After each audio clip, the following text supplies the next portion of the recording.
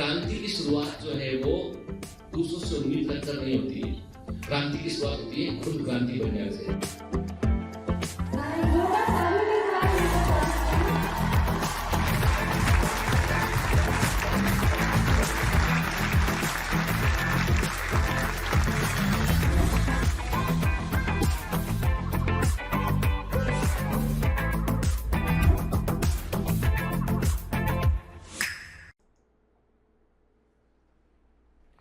Hello commandos, welcome to Biomentors classes online. I am doctor Jitendra Singh और बेटा हम पढ़ रहे हैं स्ट्रक्चर ऑर्गेनाइजेशन इन एनिमल्स, मतलब एनिमल टिश्यूज को हम समझने की कोशिश कर रहे हैं। पिछली क्लास में हमने देखा था कि एनिमल चाहे कोई भी हो, उनमें किसी भी तरह के ऑर्गन हो, 4 तरह के फंडामेंटल टिश्यू हमको देखने मिलते हैं। ठीक है, क्या क्या होते हैं बेटा? वे होते हैं एपिथेलियल टिश्यू होता है, कनेक्टिव टिश्यू होता है, मस्कुलर टिश्यू होता है और न्यूरल टिश्यू होता है। ठीक है ना, क्लियर? तो हम पिछली क्लास में एपिडर्मल टिश्यू के बारे में बात भी कर रहे थे। हम किस तरह का होता है स्क्वामस एपिथेलियम, किस तरह का होता है क्यूबॉइडल एपिथेलियम, किस तरह का होता है कॉलमनर एपिथेलियम, के सीलेटेड एपिथेलियम का मतलब क्या होता है, इन सब चीजों को हमने समझा था। एक काम करते हैं, हम छोटा सा ब्रीफ रिवीजन करते हैं, फिर आगे बढ़ते हैं इसमें हम। ठीक है, तो देखो बेटा, हम देख रहे हैं स्क्रीन पर हमें दिखाई पड़ रहा है कि एनिमल बॉडी में जो ऑर्गन होते हैं, उन ऑर्गन में आपको डिफरेंट टाइप ऑफ टिश्यूज देखने मिलते हैं और वो टिश्यू बेसिकली 4 तरह के होते हैं। कनेक्टिव टिश्यू होते हैं, एपिथेलियल टिश्यू होते हैं, मसल टिश्यू होते हैं और नर्वस टिश्यू होते हैं। ठीक है, एपिथेलियल टिश्यू के बारे में मैंने आपको एक बात बताई थी कि इनका हमेशा एक सरफेस, एक फेस इनका हमेशा जो है वो या तो आउटर मीडियम में होता है या जो है वो आउटर मीडियम में होगा या एक्सटर्नली बाहर की तरफ होगा उठ के। तो मैंने आपसे कहा था जितनी भी लाइनिंग बनती है, जितनी भी प्रोटेक्टिव कवरिंग बनती है, सब में epithelial tissue important role play करता है। ठीक है, फिर हमने एनिमल टिश्यू का एक चार्ट भी देखा था और इस चार्ट को मैंने जो है आपको जो है वो डाउनलोड सेक्शन में प्रोवाइड भी किया था। तो अब एक बात ध्यान रखिएगा बेटा, दरअसल होता क्या है कि जब हम जो है किसी चार्ट को देखते हैं, चार्ट में कई सारी चीजें बड़ी शॉर्ट में लिखी होती है। जैसे फॉर एग्जांपल कुछ बच्चे कंफ्यूज हुए, एरियुलर टिश्यू के अंदर टेंडन और लिगामेंट क्यों लिखा है। एक्चुअली बेटा क्या था, कनेक्टिव टिश्यू जो है वो अपनी कंसिस्टेंसी के हिसाब से भी उनको हम डिफरेंशिएट करते हैं। लूज कनेक्टिव टिश्यू होते हैं, डेंस कनेक्टिव टिश्यू होते हैं, इलास्टिक कनेक्टिव टिश्यू होते हैं। तो जब कनेक्टिव टिश्यू पढ़ेंगे तब हम डिटेल में देखेंगे। तो अभी हमको केवल दिमाग में एक सिंपल सा फ्लोचार्ट दिमाग के अंदर हमें रखना है। ठीक है, चलिए, तो अब हम देख रहे हैं स्क्रीन पर एनसीईआरटी का ही इमेज देख रहे हैं। हमें दिखाई पड़ रहा है सिंपल एपिथेलियम के। देखो बेटा, सिंपल एपिथेलियम क्या था, जिसमें सिंगल लेयर ऑफ सेल्स हमको दिखाई पड़ रही थी। और सिंपल एपिथेलियम में मैंने आपसे कहा कि स्क्वामस एपिथेलियम था, क्यूबॉइडल एपिथेलियम था और कॉलमनर एपिथेलियम था। देख रहे हैं आपके, और कॉलमनर एपिथेलियम में आप डायग्राम डी में क्या देख रहे हैं कि एपिथेलियम कॉलमनर है, लेकिन उसके ऊपर हमको सीलिया दिखाई पड़ रहे हैं। एक मल्टी सेलुलर ऑर्गेनिज्म में सीलिया का इंपॉर्टेंस क्या होता है? ये बॉडी के फ्लूइड्स के मूवमेंट में रोल प्ले करते हैं। बॉडी के अंदर जो लिक्विड भरा होता है उसको मूव कराने में ये सीलिया रोल प्ले करते हैं। ठीक है, फिर बात खत्म कहां की थी हमने पिछली बार? हम बात करते थे ग्लैंडुलर एपिथेलियम के ऊपर बात करते थे। मैंने कहा था आपसे सम ऑफ द कॉलमनर और cuboidal cells get specialised for secretion के, याद रखिए करके। एंड जो सिक्रीशन के जो सेल्स सिक्रीशन के लिए स्पेशलाइज होती हैं, दे मे बी कॉलमनर और they may be cuboidal, they never be squamous. याद रखिएगा, भूलना मत के ये स्क्वामस सेल्स नहीं होती हैं। ठीक है, क्योंकि यह क्वेश्चन एसर्शन रीजन में पूछ सकते हैं आप के। तो जो सेल्स एपिथेलियम में जो सेल्स जो है वो सिक्रीशन के लिए स्पेशलाइज होती है, मॉडिफाइड होती है, वे क्यूबॉइडल या कॉलमनर सेल हो सकती हैं। ठीक है, और ये क्या बनाती है? ये बनाती है ग्लैंडुलर एपिथेलियम को बनाती है। ठीक है, और याद रखिएगा यहां पर जो है एक इंपॉर्टेंट बात, यहां पर जो है एनसीईआरटी के डायग्राम 7.2 के अंदर देखा है कि ग्लैंडुलर एपिथेलियम में आप देखेंगे यूनिसेलुलर ग्लैंड्स भी प्रेजेंट के। देखिए नॉर्मली हमारे दिमाग में होता है कि ग्लैंड जो है वो तो एक मल्टी सेल्ड कॉम्प्लेक्स स्ट्रक्चर है, होना भी वैसे ही चाहिए के, लेकिन जो है वो यदि हम एपिथेलियम में देखें, एपिथेलियम में हमको थोड़ी थोड़ी दूरी पर सेल्स में कुछ हमको ऐसी सेल्स दिखाई पड़ती है जो सिक्रीशन में रोल प्ले करती है। हमने जैसे गोबलेट सेल्स के बारे में हम बात करते हैं, तो ये सेल्स भी ग्लैंड के समान ही होती है, तो इनको हम यूनिसेलुलर ग्लैंड बोल सकते हैं। ठीक है, और नॉर्मली हम जानते हैं कि मल्टी सेलुलर जो है ग्लैंड्स तो पाई जाती हैं और ये जो है वो कई सारी कोशिकाओं से मिलकर बनी होती है और इनके सिक्रेशन को या तो ये डायरेक्ट ब्लड के अंदर डाल देंगी या फिर ये सिक्रेशन को इकट्ठा करके डक्ट के थ्रू बाहर भेजेंगी। जब ये सिक्रेशन को इकट्ठा करके डक्ट के थ्रू बाहर भेजेंगे, क्या बोलेंगे इनको? हम एक्सोक्राइन ग्लैंड बोलेंगे। और जब मल्टीसेलुलर ग्लैंड सिक्रेशन को सीधा ब्लड के अंदर डाल देंगे तो क्या बोलेंगे? इसको हम एंडोक्राइन ग्लैंड बोलेंगे। ठीक है ना बेटा? तो एंडोक्राइन ग्लैंड क्या होती है? डक्टलेस ग्लैंड होती है। और एक्सोक्राइन ग्लैंड क्या होती है? जिनके पास डक्ट पाई जाती है वो होती है। ठीक है, देखिए ग्लैंडुलर एपिथेलियम में हमने पिछली बार देखा था मेनली ऑफ टू टाइप, मुख्यतः दो तरह की होती है बेटा, unicellular consisting of isolated glandular cells जिनको हम क्या बोलते हैं, गोबलेट सेल्स के। तो गोबलेट सेल्स जो एलिमेंट्री कैनाल में देखने मिलती है। तो बेसिकली बेटा गोबलेट सेल्स क्या होती है, एक तरह की यूनिसेलुलर सेल होते, एक सिंगल सेल होती है जो कि सिक्रेशन में इन्वॉल्व होती है, ठीक है। मल्टीसेलुलर की बात करें हम बेटा, ग्लैंडुलर एपिथेलियम में मल्टीसेलुलर की बात करें हम, तो ये जो है वो क्लस्टर ऑफ सेल से बना होता है, जैसे कि सलाइवरी ग्लैंड की बात करते हैं हम, ठीक है ना। कोशिकाओं का पूरा एक गुच्छा होता है। देखो ये गोबलेट सेल्स बीच बीच में प्रेजेंट है, गोबलेट सेल बीच बीच में प्रेजेंट है, जो कॉलमनर एपिथेलियल सेल्स है उसमें थोड़ी थोड़ी दूरी पर गोबलेट सेल प्रेजेंट है जो सिक्रेशन में रोल प्ले करती है, ठीक है। और जो मल्टीसेलुलर ग्लैंड होगा उसमें क्या होगा, कई सारी सेल्स मिलकर एक ग्लैंड को बनाएंगी और ग्लैंड प्रॉपरली सिक्रेशन करता है, ठीक है, clear. On the basis of mode of pouring of their secretion, अब ध्यान से बात सुनिए, किस आधार पर, कि अपना सिक्रेशन वो कैसे डाल रही है कहीं पर के, पोर करना मतलब कहीं पर डाल देना के। तो मतलब जो ग्लैंड्स हैं एपिथेलियम में बेटा, बिल्कुल ध्यान से सुनिएगा, अटेंटिव होकर सुनिएगा, एक एक चीज को समझने की कोशिश कीजिएगा, क्योंकि आगे जब हम ह्यूमन फिजियोलॉजी पढ़ेंगे ना बेटा तो ये सब चीजें काम आने वाली है। तो जो ग्लैंड्स हैं वो अपना सिक्रेशन कैसे डालती हैं, इस पर उनको हम दो कैटेगरी में बांटते हैं। एक वो जो सिक्रेशन को इकट्ठा करती है डक्ट के थ्रू लगातार बाहर भेजती है, दे यूज डक्ट, अपने सिक्रेशन को बाहर एक्सपेल करने के लिए वो डक्ट का यूज करती है, वो एक्सोक्राइन ग्लैंड। और जो सीधा ब्लड के अंदर है, जो जिन ग्लैंड के संपर्क में सीधा ब्लड होता है वो सीधा ब्लड में सिक्रेशन डाल देती है, कोई डक्ट यूज नहीं करती, वो एंडोक्राइन ग्लैंड, ठीक है। तो हमने कहा कि इनको हमने जो है वो दो कैटेगरी में डिवाइड किया है, एक्सोक्राइन ग्लैंड और एंडोक्राइन ग्लैंड के। तो एक्सोक्राइन और एंडोक्राइन ग्लैंड को डिफरेंशिएट करने का क्राइटेरिया क्या होता है बेटा, mode of pouring of their secretion, कि अपना सिक्रेशन वो कैसे डालती है। देखिए एक्सोक्राइन ग्लैंड में दिखाई दे रहा है आपको कि केमिकल प्रोड्यूस हो रहे हैं ग्लैंड के अंदर और फिर एक डक्ट के थ्रू वो बाहर निकल रहे हैं, दिस इज द डक्ट के। देखो ये जो भी खाली जगह है, लंबी सी खाली जगह, उसको डक्ट बोल सकते हैं, and this is the duct के, यहां से ये केमिकल बाहर निकल रहे हैं ना, ठीक है। और इसमें क्या है बेटा कि ब्लड इन कैपिलरी सीधा संपर्क में, और hormones are release into blood, hormone को सीधा ब्लड में डाल दिया। याद रखिएगा एंडोक्राइन ग्लैंड के सिक्रेशन को हम हार्मोन कहते हैं। तो हार्मोन वो केमिकल्स होते हैं जिन्हें एंडोक्राइन ग्लैंड सिक्रेट करती हैं और सीधा ब्लड के अंदर डाल देती हैं, ठीक है ना, क्लियर। तो देखते हैं exocrine gland secrete mucus, saliva, earwax, oil, milk, digestive enzyme and other cell product.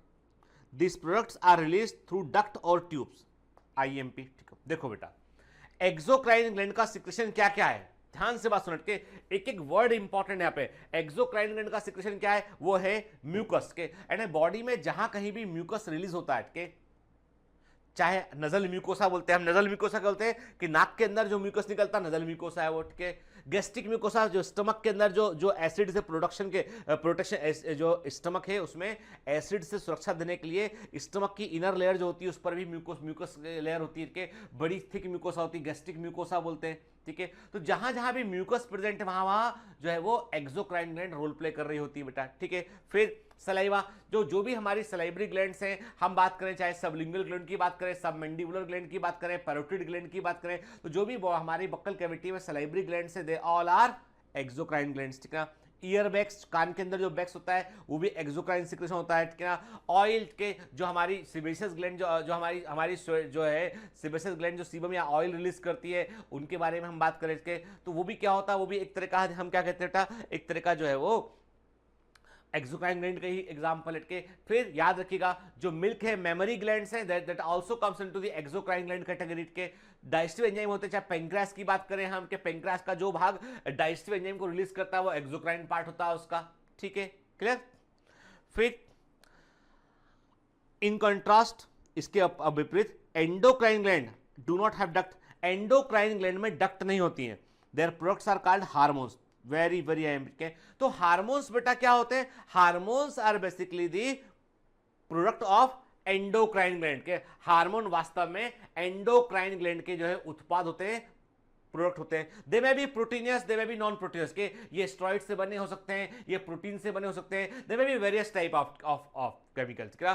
परंतु एक बात इंपॉर्टेंट है कि they always and always release by the endocrine gland, क्या। अब पेंक्रेटिक हार्मोन है, तो पेंक्रियास से जो हार्मोन निकलते हैं वो ग्लूकेगॉन है, इंसुलिन है, क्या। तो ये कैसे निकलते हैं बेटा, ये पेंक्रियास के एंडोक्राइन वाले भाग से निकलते हैं। पेंक्रियास के पास में भी आइलैंड्स ऑफ लैंगरहैंस होता है, एंडोक्राइन पार्ट होते हैं, ठीक है। तो हम आगे बात करेंगे उस पर। और ये सीधे सीधे जो है वो जो ग्लैंड के आसपास जो तरल होता है, जो लिक्विड होता है, जो ब्लड होता है, उसमें डायरेक्ट इसको रिलीज कर दिया जाता है। ठीक है, क्लियर? तो देखिए हम एक एक्सोक्राइन ग्लैंड को देख रहे हैं यहां पे हम तस्वीर में।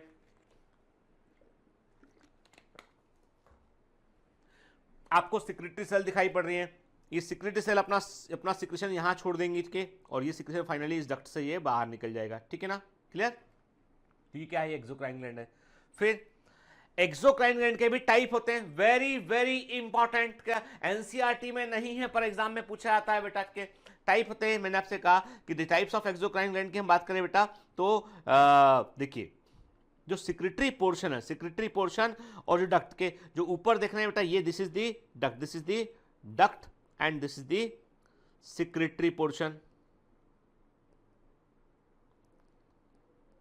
ठीक है बेटा, है ना? अब इसमें देखो हम कहते हैं कि जो सिंपल क्वाइल ट्यूबलेट के, यानी सिंपल है लंबी सी सीधी क्वाइल मान के, देखिए मैंने आपसे कहा सिंपल क्वाइल ट्यूबलेट का मतलब है कि ये जो ग्लैंड, ये इसका क्या है, ये ओपनिंग है इसका, ये इसका डक्ट है। ठीक है, और ये ग्लैंड का सिक्रेटरी पार्ट है।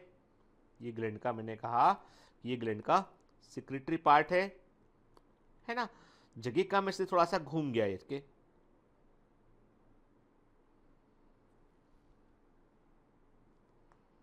ठीक है,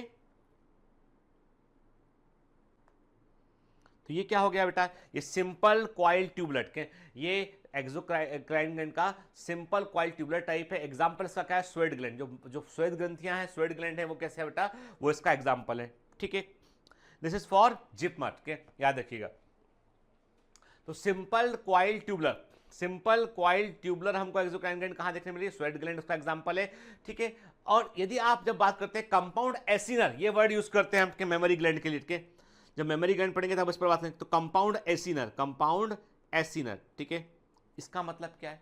अब गौर से इमेज को ध्यान से देखिए। आप क्या देख रहे हो, जो डक्ट है, डक्ट कई ब्रांचेस में बढ़ गई है, और हर ब्रांच के ऊपर जो है वो एक सिक्रेटरी पार्ट प्रेजेंट है। और ऐसा होने से फायदा ये होता है कि एक अकेला जो ओपनिंग है उससे सिक्रेशन अधिक बाहर निकलेगा, क्योंकि अंदर बनाने वाला हिस्सा बड़ा है। इसका अंदर जो हिस्सा ग्लैंड सिक्रेशन को प्रोड्यूस कर रहा है वो अधिक सिक्रेशन को प्रोड्यूस करेगा, इसलिए जो है वो अधिक अमाउंट जो है वो सिक्रेटरी प्रोडक्ट का अधिक अमाउंट बाहर निकलेगा। तो मेमोरी ग्लैंड क्या करती है, मिल्क को रिलीज करती है। तो मेमोरी ग्लैंड में आपको कंपाउंड एसिनर अरेंजमेंट देखने मिलता है एक्सोक्राइन ग्लैंड का, जिसमें आप देख रहे हैं डक्ट ब्रांचेस में बटी होती है और हर ब्रांच के ऊपर जो है सिक्रेटरी पार्ट, एक सेपरेट सिक्रेटरी पार्ट प्रेजेंट होता है। ठीक है, फिर कंपाउंड ट्यूबुलो एसिनर की बात करें हमके, तो कंपाउंड ट्यूबुलो एसिनर में क्या होता है बेटा, जो डक्ट होती है वो तो एक ही होती है, लेकिन उसी डक्ट से कई सारे सिक्रेटरी भाग जुड़े होते हैं। ऐसा पेंक्रियाज में देखने मिलता है कि जो पेंक्रियाटिक डक्ट होती है उसके आसपास ऐसा ही अरेंजमेंट होता है। देखिए इसे बोलते हैं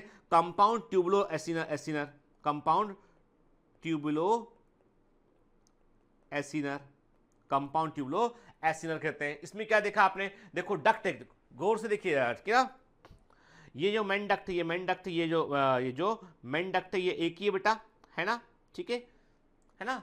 और यहां पर क्या है, यहां पर मेन डक्ट कई हिस्सों में बढ़ चुका है इसके, और एक डक्ट के ऊपर कई सारे हिस्से जुड़े हुए हैं। तो ये कंपाउंड, तो देखो इतना याद रखना है, simple coil tubular exocrine gland, sweat gland example है इसका। Compound acinar exocrine gland example mammary gland है। Compound tubulo acinar exocrine gland example इसका पेंक्रियाज के। और ये इंफॉर्मेशन एम्स के लिए और जिपमर के लिए काम का, नीट में आने की पॉसिबिलिटी कम है इसकी। ठीक है, अब अगेन वेरी वेरी आईएमपी और आपको एमसीक्यू बुक में कई सारे क्वेश्चन इस तरह के देखने मिलेंगे। ठीक है, और मैं आपसे क्लियर कर दूं बेटा के, कोई भी एमसीक्यू बुक जो हम सॉल्व करते हैं इसके अंदर एग्जाम के क्वेश्चन दे रखे होते हैं, उसके 90% से अधिक क्वेश्चन हमको बनना चाहिए यदि आप चाहते हैं एग्जाम अच्छी रैंक से निकले आपका। ठीक है ना, क्लियर?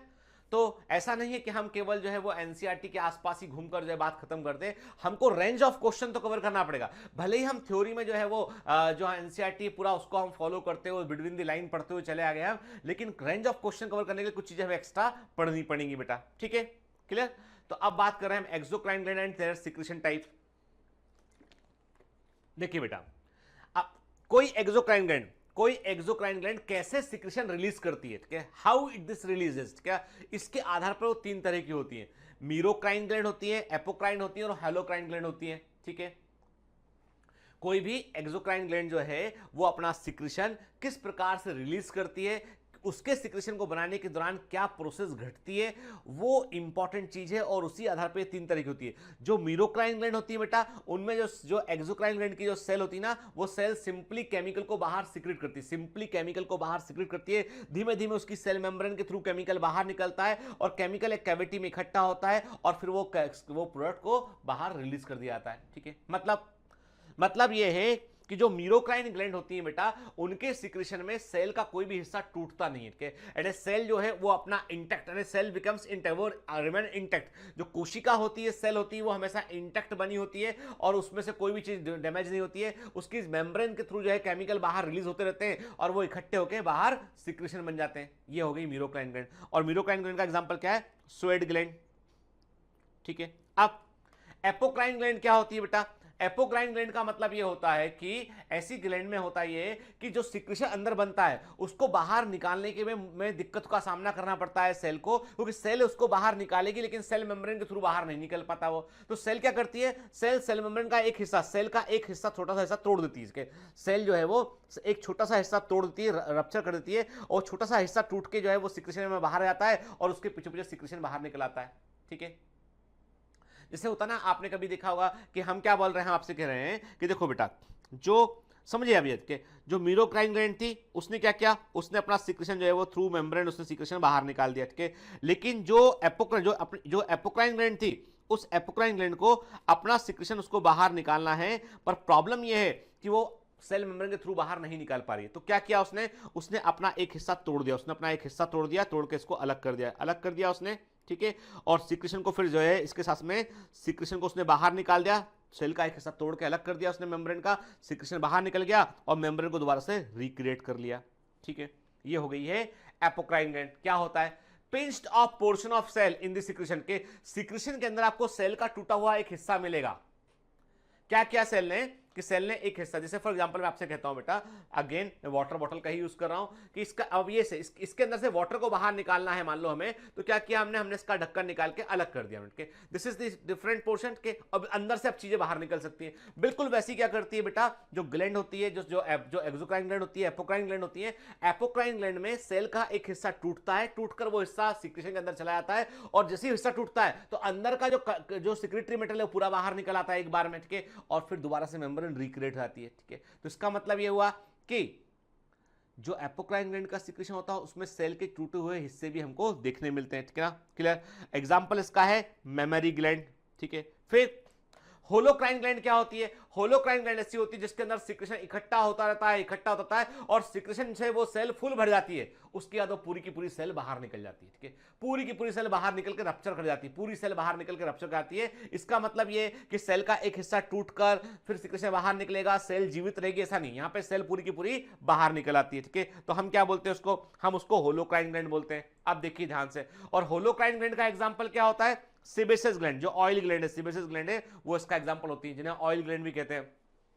देखिए इमेज को ध्यान से देखिएगा, merocrine gland vesicle containing secretory product, vesicle के अंदर जो सेल के अंदर जो वेसाइकल होते हैं उनमें सिक्रेटरी प्रोडक्ट होते हैं, सिक्रेशन को डक्ट में रिलीज कर देते हैं। ठीक है, वेसाइकल अपना सिक्रेशन जो है डक्ट में रिलीज करते हैं और सिक्रेशन डक्ट से बाहर निकल जाता है। मीरोक्राइन ग्लैंड एग्जांपल स्वेट ग्लैंड हो गया। ठीक है, जब एपोक्राइन ग्लैंड में क्या लिखा है?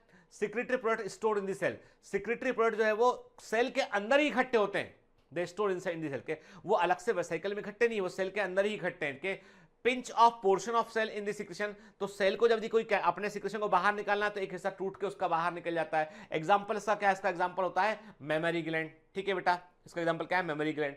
फिर तीसरा देखते हैं हम होलोक्राइन ग्लैंड।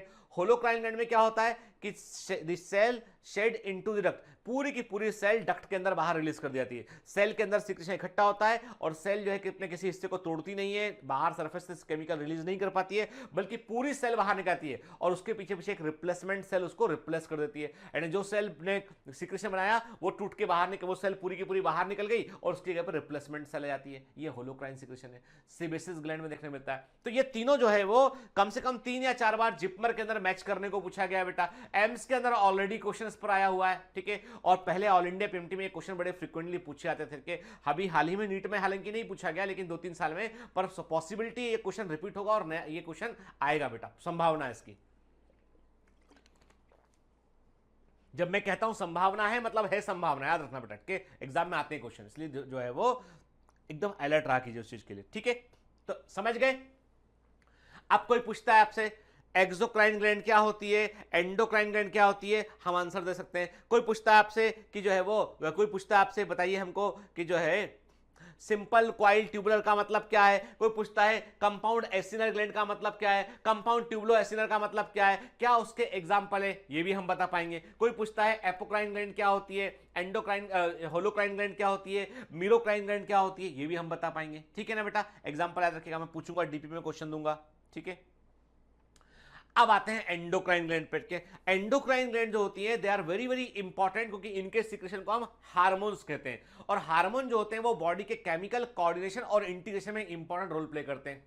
हार्मोन और नर्वस हमारा एंडोक्राइन सिस्टम और हमारा नर्वस सिस्टम जो है पूरी बॉडी में कंट्रोल और कोऑर्डिनेशन को बनाए रखता है। नर्वस सिस्टम फास्ट एक्टिंग होता है और एंडोक्राइन सिस्टम जो होता है वो धीमे धीमे केमिकल से लॉन्ग लास्टिंग इफेक्ट देता है, कितना लंबे समय का प्रभाव देता है। आप सोचिए ना, थायराइड ग्लैंड है, ठीक है, थायराइड ग्लैंड है, यदि इसमें सिक्रेशन कम होने लगे तो क्या बोलते हैं हम, हाइपोथायरॉयडिज्म बोलते हैं, है ना। व्यक्ति जो है मोटा होने लगता है, सुस्त रहने लगता है, दिन भर नींद आती है, ठीक है, हाथ पैर फूल रहे होते हैं, ठीक है, लिथार्जिक लगता रहता है, हाइपोथायरॉयडिज्म। हाइपरथायरॉयडिज्म, थायराइड का सिक्रेशन बढ़ गया, एक लेवल से ऊपर निकल गया, आंखें बाहर निकल आती है, बॉडी में वजन गिरने लगता है, आदमी दुबला पतला रहता है, हर समय पसीना आ रहा होता है उसको, ये क्या हाइपरथायरॉयडिज्म के लक्षण है, ठीक है। पिट्यूटरी ग्लैंड है, सिक्रेशन जो है ग्रोइंग एज में सिक्रेशन कम हुआ तो ड्वार्फिज्म हो जाएगा, अधिक हुआ तो जाइंजेटिज्म हो जाएगा, ठीक है। एडल्ट स्टेज में अधिक हुआ तो एक्रोमेगेली हो जाएगा, है ना। तो hormones they manage the entire body, पूरी बॉडी पर उनका असर पड़ता है, पूरी बॉडी को मैनेज करते हैं वो, ठीक है। और किसके सिक्रेशन होते हैं वो, एंडोक्राइन ग्लैंड के सिक्रेशन होते हैं। अब ये एंडोक्राइन ग्लैंड क्या होती है देखो यार, अब कहां होती है, देखो ब्रेन से शुरू करते हैं। ब्रेन के अंदर हमने क्या देखा, हमने देखा हाइपोथैलेमस प्रेजेंट है ब्रेन में, क्या पिट्यूटरी ग्लैंड प्रेजेंट है, देख रहे हैं आपके हाइपोथैलेमस पिट्यूटरी ग्लैंड प्रेजेंट इसमें के। देन हम पीनल बॉडी के बारे में बात करते हैं यहाँ पे, ठीक है। तो फिर क्या कहा मैंने कहा कि जो है वो hypothalamus brain region controlling the pituitary gland के, हाइपोथैलेमस पिट्यूटरी ग्लैंड को कंट्रोल करता है और पिट्यूटरी ग्लैंड पूरी की पूरी बॉडी पर कंट्रोल करता है, मास्टर ग्लैंड के समान काम करता है, ठीक है। फिर थायराइड ग्लैंड आप देख रहे हो नेक में, पैराथायराइड ग्लैंड नेक में प्रेजेंट है, ठीक है। फिर आप क्या देख रहे हैं, आप देख रहे हैं फिर जो है वो एड्रिनल ग्लैंड देख रहे हैं, पेंक्रियास के अंदर भी एंडोक्राइन पार्ट होता है, और टेस्टिस जो होते हैं वो मेल हार्मोन को प्रोड्यूस करते हैं और ओवरी फीमेल हार्मोन को प्रोड्यूस करती है, ठीक है। तो हम एंडोक्राइन वाले हिस्से को बड़े डिटेल में पढ़ेंगे, हम विस्तार से पढ़ेंगे, तो अभी हम उसमें कंफ्यूज नहीं करते हैं। अभी हम इतना समझ गए कि endocrine glands are very very important gland. आप सोचिए कनेक्शन कहां है उसका, सबका संबंध कहां से आ रहा है, एपिथेलियम से आ रहा है। किससे आ रहा है संबंध, एपिथेलियम संबंध आ रहा है इसका, ठीक है। देखिए आगे बढ़ते हैं। Compound epithelium is made up of more than one layer of cells, multi layered होती है, ठीक है। देखो बेटा, simple epithelium single layered of cell से बनी होती है, कंपाउंड एपिथेलियम जो होती है बेटा वो मल्टी लेयर्ड से बनती है। अब जो मल्टी लेयर्ड से बनी होती है उसका रोल जो है बड़ा लिमिटेड होता है सिक्रेशन और एब्जॉर्प्शन, क्योंकि कई सारी परतें बनी के। इसका मतलब ये जहां जहां पर कंपाउंड एपिथेलियम देखने मिलेगी वहां पर आपको एपिथेलियम की मल्टीपल लेयर देखने मिलेंगी, और जहां जहां मल्टीपल लेयर देखने मिलेंगी उनका प्रमुख काम, मेन फंक्शन का क्या होगा, उनका मेन फंक्शन होगा प्रोटेक्शन प्रोवाइड करना। सिक्रेशन और एब्जॉर्प्शन उसका फंक्शन नहीं हो सकता है। सिक्रेशन के लिए single layer is more is, भैया आप कई सारी परतों से कोई चीज को छानेंगे तो वक्त लगेगा निकलने में उसको, ठीक है। तो यहाँ पे क्या है, यहाँ पे जो है जहां पर सिंगल लेयर्ड एपिथेलियम है वहां पे सिक्रेशन और एब्जॉर्प्शन काम हो रहा होगा, ठीक है। यहाँ पर मल्टी लेयर्ड एपिथेलियम प्रेजेंट है, इसका मतलब वहां पर protection is the main function, ठीक है। तो मेन फंक्शन क्या है इसका, the main function is to provide protection. Main function क्या है बेटा इसका, main function is to provide protection is the main function against the chemical और मैकेनिकल स्ट्रेसेस के, यानी केमिकल के दुष्प्रभाव से बचाने के लिए, और जो मैकेनिकल का मतलब है चोट का लगना, उसके प्रभाव से बचाने के लिए जो है वो ये जो है वो मल्टी लेयर्ड होती है, ठीक है ना। कहां देखने मिलती है हमको कंपाउंड एपिथेलियम,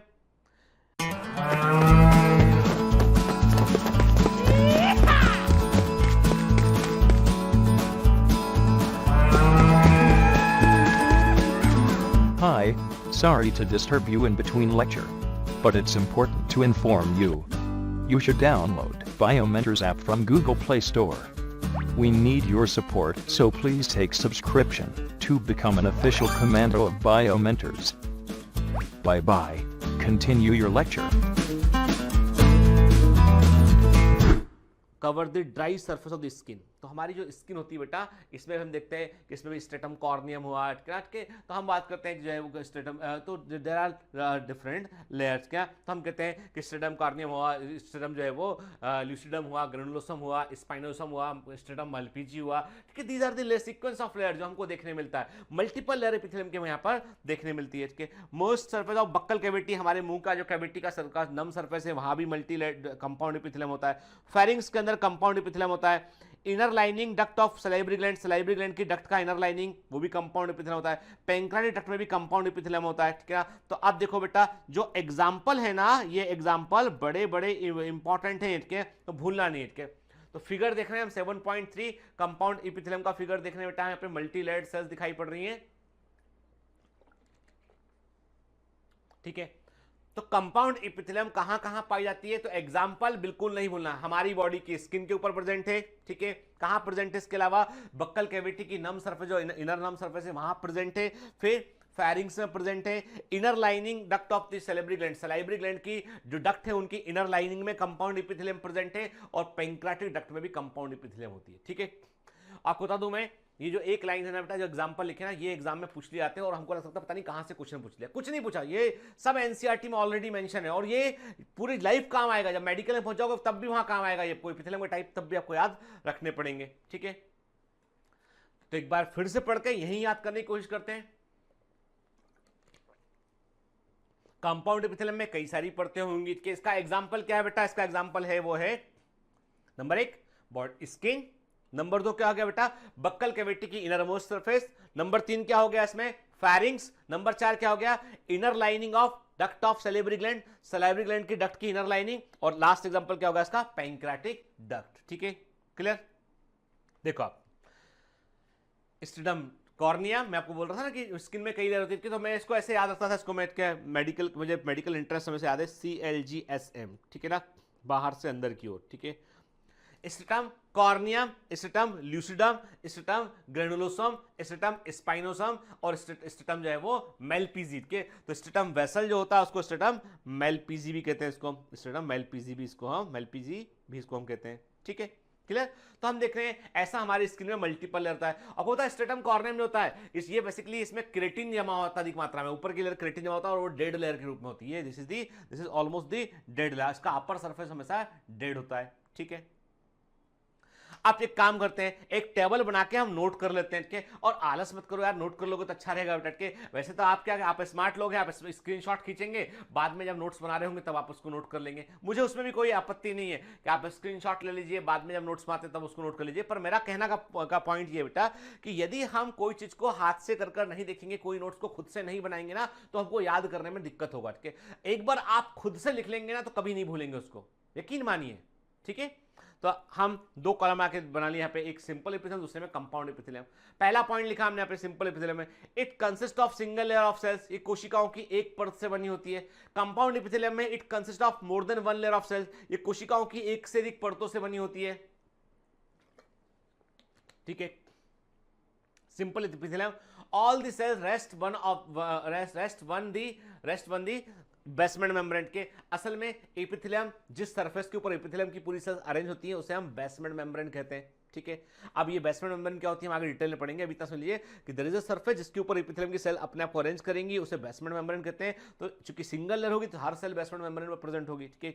यहां पर क्या लिखेंगे, यहां पर लिखेंगे the cells of the deepest layer rest on the basement membrane के, सबसे अंदर वाली जो परत होगी उसकी सेल्स जो है वो बेसमेंट मेम्ब्रेन पर होंगी, ठीक है। और जबकि हालांकि जो ट्रांजिशनल एपिथेलियम है जिसमें कि लेयर जो है कभी मल्टी लेयर होती है, कभी लेयर उसकी कम दिखती है, ठीक है। तो जो ट्रांजिशनल एपिथेलियम होता है उसमें बेसमेंट मेम्ब्रेन हमको देखने नहीं मिलती है, ठीक है। ट्रांजिशनल एपिथेलियम में क्या होता है, मल्टी लेयर होता है कि इसकी वो जो है वो कभी अपनी मोटाई को कम ज्यादा कर सकती है। तो ट्रांजिशनल एपिथेलियम में आपको बेसमेंट मेम्ब्रेन देखने नहीं मिलती है, लेकिन जनरली कंपाउंड एपिथेलियम में सबसे अंदर वाली लेयर जो होती है वेस्टर्न मेम्ब्रेन के ऊपर पाई जाती है, ठीक है।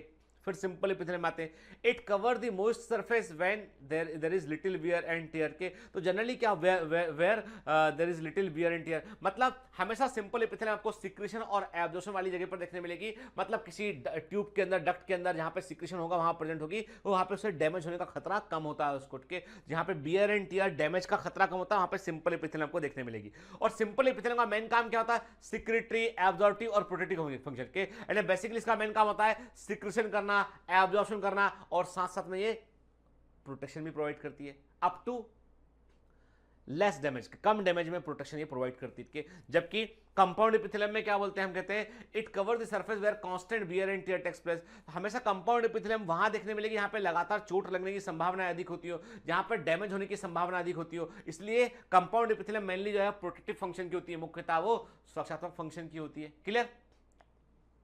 तो ये क्या देखा हमने, ये हमने सिंपल और कंपाउंड एपिथेलियम के बीच का डिफरेंस देखा। ठीक है बेटा, बोर तो नहीं लग रहा? ठीक है, बोर नहीं लगना चाहिए, एग्जाम में आता है, काम आता है। ठीक है, अब all the epithelium held together with little intercellular material, मैंने आपसे कहा सभी all cells in the epithelium, epithelium की सभी सेल्स जो है वो आपस में जुड़ी होती हैं लिटिल इंटरसेलुलर मटेरियल के, मामूली से इंटरसेलुलर मटेरियल के थ्रू। ठीक है, देखिए बेटा के मतलब ये है कि एपिथेलियल टिश्यू जो होता है बेसिकली काम क्या था, उसका प्रोटेक्शन करना, सिक्रेशन और एब्जॉर्प्शन में हेल्प करना। तो यहां पर बहुत ज्यादा सेल्स के बीच में जो है वो सेल्स आपस में जुड़ी होंगी, तो इनके बीच में इंटरसेलुलर सबसे आपको काफी कम देखने मिलेगा, मिनिमम, न्यूनतम, नेग्लिजिबल देखने मिलेगा आपको। ठीक है, जबकि कनेक्टिव टिश्यू जो होगा वहां पर आपको इंटरसेलुलर सबसे अधिक देखने मिलेगा। के यहां पर क्या बात कह रहे हैं, हमने आपसे कहा कि एपिथेलियम की सभी सेल्स के बीच में जो इंटरसेलुलर सब्सटेंस, मतलब कोशिकाओं के बीच का जो मटेरियल होता है, पदार्थ होता है, अदर देन सेल जो मटेरियल होता है वो आपको कम देखने मिलेगा। In nearly all animal tissues specialised junctions provide both structural and functional link between its individual cells. Very IMP के। अब आती है यहां पर बात वो कि याद करो, आपको जब मैं आपको cell the unit of life पढ़ा रहा था तब मैंने सेल मेम्ब्रेन पढ़ाया था, तब मैंने आपसे डेस्मोसोम के बारे में बात किया था, मैंने आपसे जोनुला ऑक्लूडेंस के बारे में बात किया था, मैंने आपसे जो है वो गैप जंक्शंस के बारे में बात किया था, मैंने आपसे जो है वो मैंने आपसे जो है गैप जंक्शन के बारे में बात किया था, जुनुला ऑक्लूडेंस, टाइट जंक्शन के ना, और डेस्मोसोम के बारे में मैंने आपसे बात किया था। और ऐसे कई सारे MCQ मैंने आपसे पूछे भी थे कि वो अब यहां पर उनका जिक्र आना शुरू हुआ है यहाँ पर। मतलब ये है कि एनिमल टिश्यू जो होते हैं उनमें जो है सेल्स को बीच में उनको जोड़े रखने के लिए, सेल्स को आपस में जो है वो फंक्शनली जोड़े रखने के लिए, उनके स्ट्रक्चर को बनाए रखने के लिए आपको जंक्शंस देखने मिलते हैं। और वो जो जंक्शन होते हैं वो कैसे हो सकते हैं बेटा, वो होते हैं टाइट जंक्शन, वो होते हैं टाइट जंक्शन होते हैं, एक होते हैं टाइट जंक्शन होते हैं। ठीक है, वो होते हैं डेस्मोसोम होते हैं। ठीक है, गैप जंक्शन हो सकते हैं जो आयनिक ट्रांसफर के लिए होते हैं।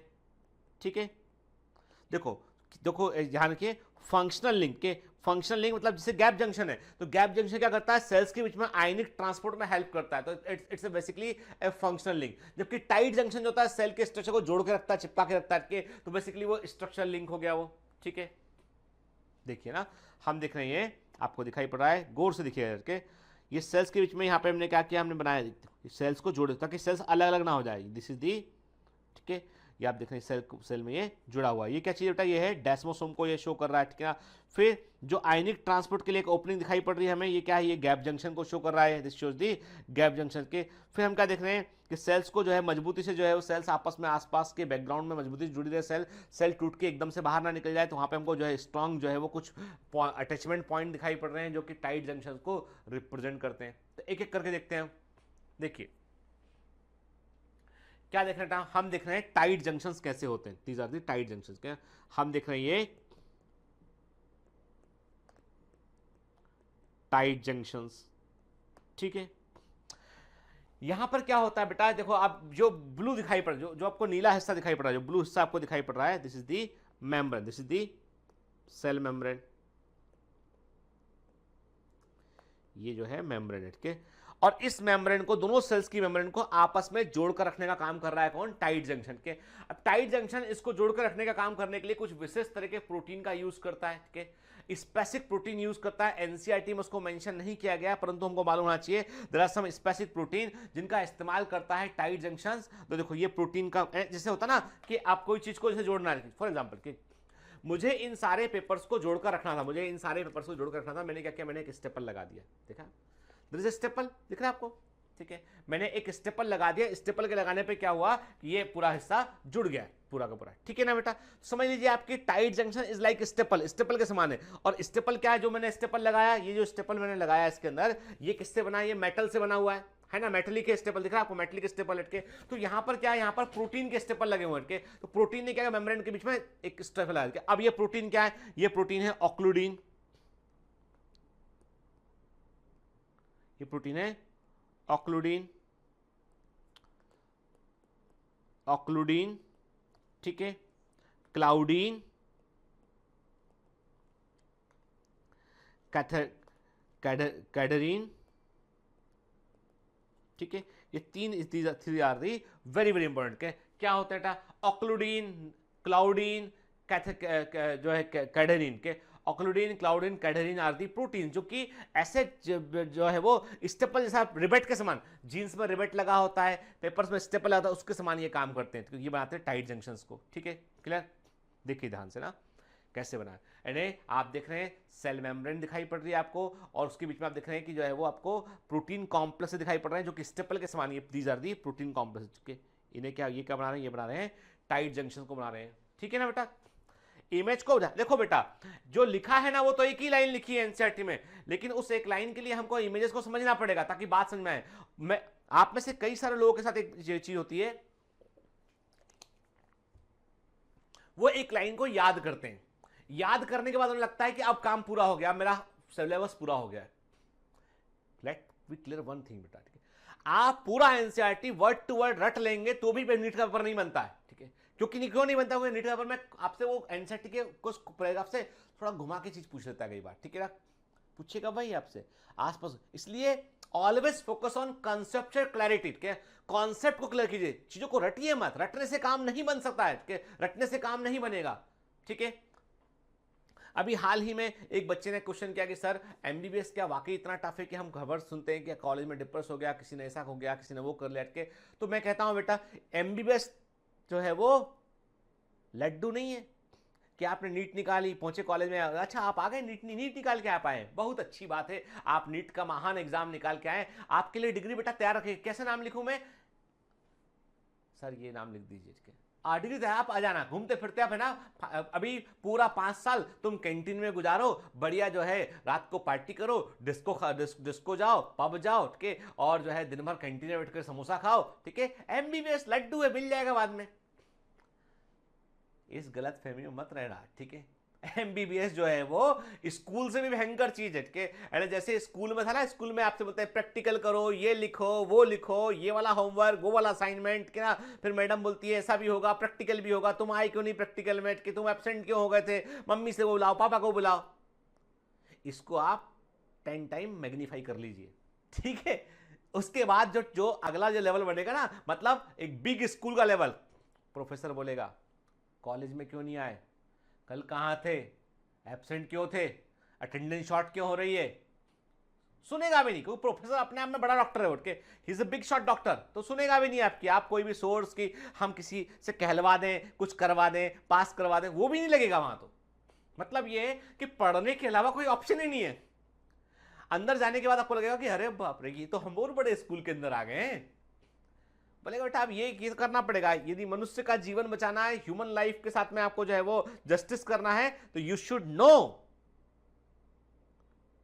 कि डॉक्टर कैसे बनता है, डॉक्टर क्या होता है, ठीक है, इसके लिए मेहनत करनी पड़ेगी। तो ये जो नीट का जो कष्ट है ना, ये कष्ट कुछ भी नहीं है, ठीक है, नहीं, ये तो केवल टेस्ट चल रहा है कि भैया जब हम तुमको ऊपर, तुम्हारे ऊपर जब हथौड़ा मारेंगे तुम उसको बर्दाश्त कर पाओगे या नहीं कर पाओगे। और जो लोग जो है वो उस टेस्ट में ही बोल रहे हैं नहीं यही हमको कठिन लग रहा है, तो गड़बड़ बात है, ठीक है। आपको एमबीबीएस का एग्जाम आपको पहले ही नीट में ही चेक कर लेता है कि तुम इतना स्ट्रेस बियर करके अंदर आओगे तो तुम मतलब पक्का कॉलेज में अच्छा करोगे, ठीक है। इसलिए डरना नहीं है, मतलब मैं डरा नहीं रहा आपको, मैं आपको इतना बता रहा हूं कि प्लीज एक्सेप्ट द रियलिटी कि हम जो पढ़ रहे हैं, समझ रहे हैं, वो हमें काम आएगा आगे भी। तो आज जो पढ़ रहे हो वो तुमको एमबीबीएस में भी काम आएगा बेटा, ठीक है। और चूंकि जिन लोगों के फंडामेंटल यहां पर ही कमजोर होते हैं वही एमबीबीएस में ज्यादा सफर करते हैं, जो बोलते हैं सर और हिंदी और हिंदी, हिंदी में और हिंदी, परम हिंदी, शुद्ध हिंदी, ठीक है, संस्कृत में पढ़ा दो सर, हमको संस्कृत आती है।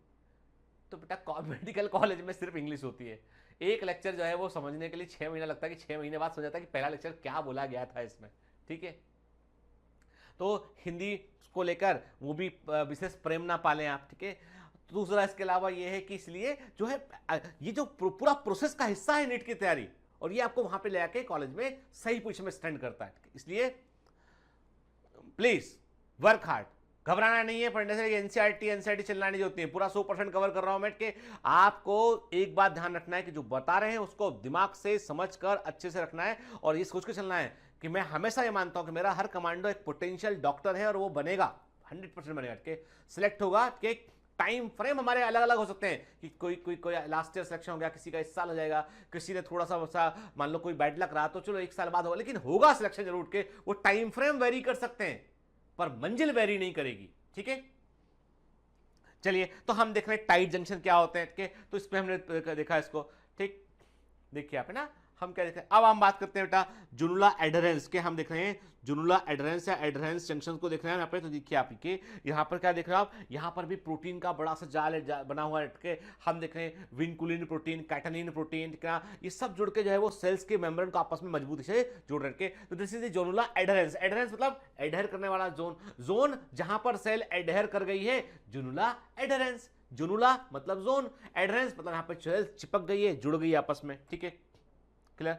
देखिए adherent junctions bond cells together strongly, for example they bond cardiac muscle cells together, के हमारी कार्डियक मसल सेल को आपस में जोड़ते हैं कि to stop the tissue tearing when the heart contract, के जब हार्ट कॉन्ट्रैक्ट करेगा तो ऐसा ना हो कि सेल्स टीयर कर जाए, फट जाए सेल्स आपस में के, तो उनको मजबूती जोड़ने का काम कौन करता है, वो एडहेरेंस जंक्शन करता है, ठीक है। और इसके अंदर आपने देखा कि जो है वो कैडरीन, कैटानिन और actin protein important role play करते हैं, ठीक है। देख रहे हैं आप ना, इमेज में दिखाई पड़ रहा है आपको यहाँ पे किस प्रकार से वो एड्रेनल जंक्शन जो है वो जोड़कर रखने का काम करता है, ठीक है। फिर आप देख रहे हो ये गैप जंक्शन दिखाई पड़ रहे हैं, ठीक है। गैप जंक्शन क्या होते हैं, ये बेसिकली ट्रांसपोर्ट के लिए स्पेशल टाइप के चैनल होते हैं। ये क्लोज हो जाते हैं और जो है ओपन आते हैं, and they are basically connections, के ये कनेक्शन होते हैं, तो इनको हम कनेक्सॉन भी कहते हैं, कनेक्सॉन भी कहते हैं। तो गैप जंक्शन इस तरह के कनेक्शन होते हैं, और ये जो है जो होते हैं बेटा ये ओपन और क्लोज हो सकते हैं। तो आयनिक ट्रांसपोर्ट जो होता है कार्डियक मूवमेंट का, कार्डियक इंपल्स जनरेशन में, वो भी इसके थ्रू होता है, ठीक है, क्लियर। फिर हम देखिए गैप जंक्शन में क्या लिखा हुआ, देखिए cytoplasm of one cell and cytoplasm of second cell, के दोनों के बीच में गैप जंक्शन प्रेजेंट है। गैप जंक्शन में आप देख रहे हैं कनेक्शन सबयूनिट दिखाई पड़ रहा है आपको, उसके थ्रू आयनिक ट्रांसपोर्टेशन हो सकता है, के क्लियर, ठीक है। तो सेल्स जो आपस में आयनिक ट्रांसपोर्ट गैप जंक्शन के थ्रू कर सकते हैं। तो गैप जंक्शन जो होता है वो जोड़ने की बजाय सेल को तो जोड़ता तो है ही, वो जोड़ेगा तो हर हिस्सा, लेकिन जो है वो बेसिकली ट्रांसपोर्टेशन ऑफ आयन में इंपॉर्टेंट रोल प्ले करता है, कि स्मॉल मॉलिक्यूल्स और आयन जो है वो गैप जंक्शन के थ्रू आर पार निकल सकते हैं, ठीक है, क्लियर। ये देखिए अब हम बात कर रहे हैं डेस्मोसोम के ऊपर बात कर रहे हैं, क्या है देखो अब डेस्मोसोम में लिंकर ग्लाइकोप्रोटीन, देखो अब फर्क कितना करके, डेस्मोसोम भी सेल को जोड़कर रखते हैं बेटा, के डेस्मोसोम होते हैं they are the button like junction, they are the button like junction, के बटन के समान दिखने वाले जंक्शन होते हैं के जो सेल्स को आपस में जोड़ते हैं, के ठीक। Help anchoring junctions bind to the adjacent cells together and help to form an internal tension reducing network of fiber, के तो क्या करते हैं ये बेसिकली फाइबर का नेटवर्क बनाते हैं इंटरनली, और ये सेल्स को आपस में जोड़ कर रखते हैं बटन के समान संधि। They are also join the cells, क्या ठीक। तो हम देख रहे हैं यहाँ पे कि हमें दिखाई पड़ रहा है लिंकर ग्लाइकोप्रोटीन दिखाई पड़ रहा है, कि इंटरमीडिएट फिलामेंट क्रेटिन भी दिखाई पड़ रहा है इसमें, ठीक है। Basically this is the desmosome, clear. चलिए आप देखते हैं एनसीईआरटी में क्या लिखा है। 3 type of cell junctions are found in the epithelium and other tissues। देखिए साफ साफ नंबर फोकस करना है, ध्यान रखना है, ठीक है ना। 3 प्रकार के सेल जंक्शन हमको इपिथेलियम में देखने मिलते हैं। मेडिकल में जाओगे तो मोर देन 3, अब एमबीबीएस पढ़ोगे तो मोर देन 3 भी आपको पढ़ना पड़ेगा, पर अभी एनसीईआरटी में 3 लिखा है, मतलब 3 याद रखना बोल के।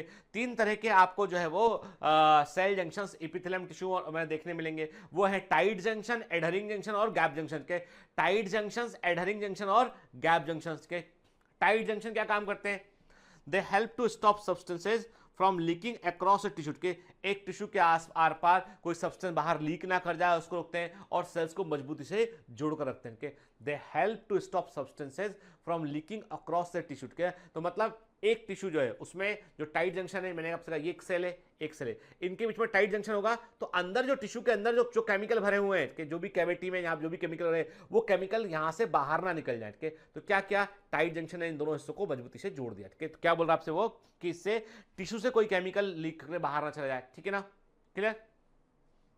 फिर एडहरिंग जंक्शन की बात करते हैं हम। Perform cementing to keep neighbouring cells together, क्या तो ये नेवरिंग सेल्स को आपस में जोड़कर रखने, मैंने आपसे कहा ना कार्डियक मसल्स में होते हैं ताकि वो कॉन्ट्रैक्शन के दौरान वो टीयर ना कर जाए, टिश्यू फट ना जाए उठ के। तो एडहरिंग जंक्शन क्या होते हैं, ये सीमेंटिंग होते हैं एक प्रकार। सीमेंटिंग वर्ड यूज किया मतलब मजबूती से जोड़ने की बात चल रही है, ठीक है। यदि मैंने सीमेंटिंग वर्ड यूज किया मतलब मजबूती से जोड़ने की बात चल रही है, तो एडहरिंग जंक्शन परफॉर्म सीमेंटिंग, ये सीमेंटिंग करते हैं, मजबूती से जोड़ते हैं किसको बेटा, नेवरिंग सेल्स को। Gap junctions facilitate the cells to communicate with each other by connecting the cytoplasm of adjoining cells। क्या तो गैप जंक्शन क्या होते हैं, वो समीपवर्ती कुछ सेल जो होते हैं उनके बीच के साइटोप्लाज्म को आपस में कनेक्ट करते हैं, क्या और ये क्यों होते हैं, they are for the rapid transfer of ion, small molecules and sometime the big molecule. इनसे छोटे आयन और स्मॉल मॉलिक्यूल तेजी से आर पार निकल सकते हैं और धीमी गति से बिग मॉलिक्यूल्स भी आर पार निकल पाते हैं। तो गैप जंक्शन जो होते हैं बेसिकली क्या काम कर रहे हैं, वो सेल्स को कम्युनिकेट करने में रोल प्ले कर रहे हैं। तो तीन तरह के जंक्शन हो गए। पहले हो गया टाइट जंक्शन, जो टिश्यू से कोई केमिकल बाहर ना निकल जाए उसको प्रोटेक्ट करने के लिए वो सेल्स को मजबूती से जोड़कर रखते हैं, ठीक है। दूसरे होते हैं क्या, एडहरिंग जंक्शन, जो कि सेल्स जो है वो जो सेल्स को मजबूती से सीमेंटिंग करके रखते हैं ताकि सेल्स जो है वो जो टिश्यू है वो बियर एंड टियर ना हो जाए उस कट के। फिर गैप जंक्शन जो होते हैं वो सेल टू सेल कम्युनिकेशन को मेंटेन करते हैं, आयनिक ट्रांसपोर्ट में रोल प्ले करते हैं, ठीक है। चलिए, तो यहां पर हमारा इपिथेलियम कंप्लीट होता है। अब हालांकि इपिथेलियम में इसके अलावा बहुत कुछ आपको कोई भी एमसीक्यू बुक उठा के देखेंगे आप तो आपको इपिथेलियम में एक बहुत लंबी चौड़ी कहानी सुनने मिलेगी, आपको बहुत बड़ा बड़ा लिखा होगा उसमें, वो हमारे काम का नहीं है। क्लियर वन थिंग बेटा, क्योंकि इपिथेलियम जो हम जिस लेवल तक मैं आपको बढ़ाया, मैंने आपसे पहले भी कहा था, there are certain topic in the NCERT जिनको हमें बिल्कुल एनसीईआरटी के आधार पर ही लेकर चलना है। There are certain topic in NCERT जिनको हमें एक्स्ट्रा इंफोसिस देके पढ़ना है, वो बाहर जाके पढ़ना पड़ता है, ठीक है ना। तो यहां पर हम बिल्कुल क्योंकि एनसीईआरटी में ऑलरेडी इस चैप्टर में इतने एग्जांपल हैं कि वो भी पूरे अभी तक नहीं पूछे गए एग्जाम के अंदर, इसलिए क्वेश्चन मोस्टली इसी से चैप्टर के वर्ड एनसीईआरटी से ही क्वेश्चन आएगा, ठीक है। तो इसलिए चिंता ना कीजिए। तो जो इसके अलावा जो थ्योरी है मन करता है तो पढ़ लेना आप, मैं कहता हूं एनर्जी को सेव करो, कहीं और लगाओ उसको, ठीक है। जितना मैंने बता दिया उतना पढ़िए, एनसीईआरटी को ध्यान से पढ़िए। आपके जो मैं एनसीईआरटी के अलावा एक्स्ट्रा पॉइंट बता रहा हूं उनको दिमाग में रखिएगा बेटा, ठीक है ना। तो एग्जाम में अच्छा होगा, है ना, गलती नहीं होगी एग्जाम में। तो कुल मिलाकर इपिथेलियम टिश्यू कंप्लीट। अब डीपीपी जरूर सॉल्व कीजिएगा इसके ऊपर, ठीक है। जो डीपीपी में क्वेश्चन आपको प्रोवाइड करूंगा मैं, तो वो देखिएगा बेटा उसमें, ताकि आपको समझ में आए कि एग्जाम में क्वेश्चन किस तरह के आते हैं आपको, ठीक है ना।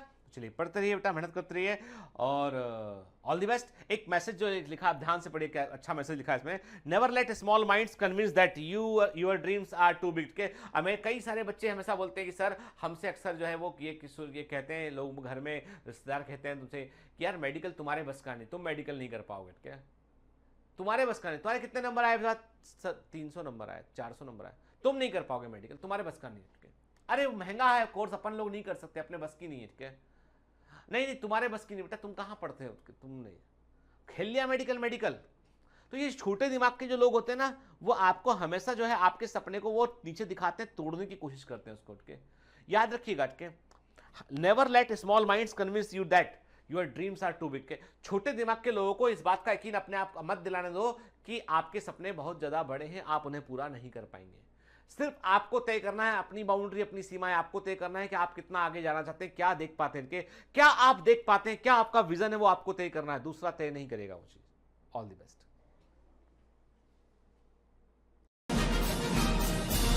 Hi. To become an official commando of Biomentors, join us at www.biomentors.online. Here you can solve daily practice papers, an online test. You can download performance enhancement sheets. You can track your progress. You can interact with other fellow commandos. Join us and prepare yourself. It's a commando training for your success. Download Biomentors online app from Google Play Store.